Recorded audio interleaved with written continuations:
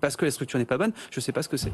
Allez-y, Denis Père. Juste sur l'éducation nationale, effectivement, parce que ça mérite qu'on en parle, c'est un sujet absolument majeur pour le pays. Majeur. PISA, l'OCDE, puisque vous en parliez à l'instant, dit régulièrement depuis 20 ans qu'on a le système le plus inégalitaire ou l'un des plus inégalitaires des pays développés en France. C'est-à-dire quand on est pauvre, on a le plus de chances de rester pauvre. Et on est régulièrement dans les derniers des classements. Teams, qui est un autre classement international en sciences, en maths et physique, en CM1, en 4e, on est derrière l'Albanie aujourd'hui, qui est un pays qui sort tout juste de 50 ans de communisme rouge vif. Donc on a des moyens qui sont très supérieurs à beaucoup d'autres pays et on est très très en dessous dans les classements. Donc là, il y a un problème absolument majeur d'efficacité et il y a un problème de justice sociale. On ne cesse de répéter qu'on est un pays à vocation sociale, nos dirigeants politiques ont le mot social à la bouche toutes les 5 minutes, et on a un système éducatif qui est profondément antisocial. C'est un scandale, c'est une honte, malgré les moyens colossaux dont on dispose. Donc oui, il y a un problème majeur effectivement d'efficacité de la dépense publique, en particulier dans l'éducation, où on devrait avoir des primes au mérite, où on devrait faire appel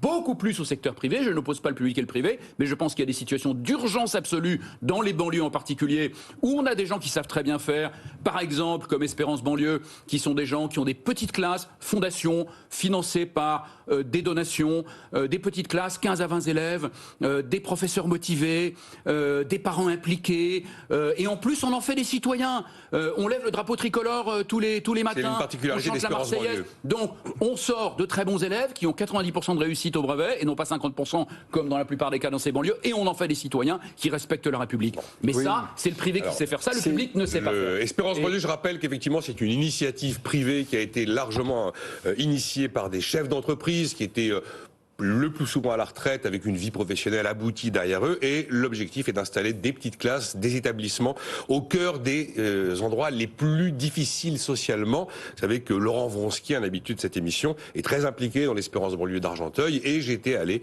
à l'inauguration de l'école d'Argenteuil, et j'ai vu ces enfants qui viennent en uniforme, qui chantent la Marseillaise le matin, en levant effectivement le drapeau tricolore, qui était pour l'essentiel issu de l'immigration. Et les résultats sont effectivement époustouflant, et les témoignages des parents m'avaient fasciné, parce qu'ils disaient, moi, c'est beaucoup plus loin de mon domicile que l'école, a priori, où devrait aller mon enfant, mais je viens là parce que je pense que comme ça, je vais sauver mon enfant, ma fille, une mère de famille. Et il paye en plus. Bon, il paye en plus. Alors, très peu. Ouais, très peu, mais 80 € par enfant, c'est quand même beaucoup, souvent, pour des ménages modestes. Je marque une pause. Dans un instant, réaction. J'ai vu que Dany Lang était prêt à réagir à ce qu'a dit Denis Père.